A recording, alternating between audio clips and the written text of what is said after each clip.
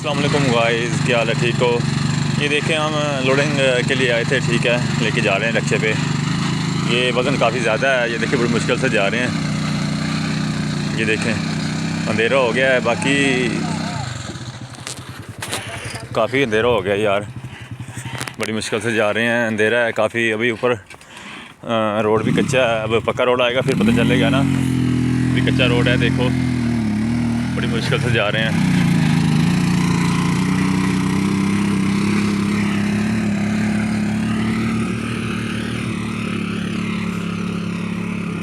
अब ये अगर रक्षा दोबारा गिर जाता है ना, तो हमें दोबारा लोडिंग करनी पड़ेगी। बड़ी मुश्किल है, बड़ी मुश्किल से की है पहले, ठीक है। ये सारा चावल है जो जा रहा है, तो पीछे पीछे जा रहे हैं, अल्लाह खैर करे।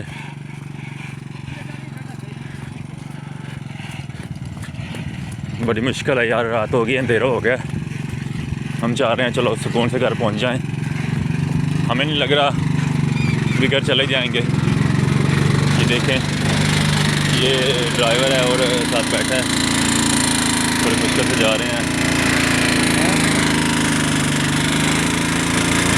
अंधेरा हो गया है, काफ़ी ज़्यादा हो गया है, नज़र कुछ भी नहीं आ रहा अभी।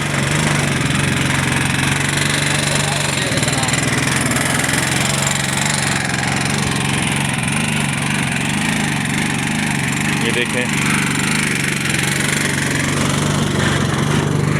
अल्लाह खैर करे।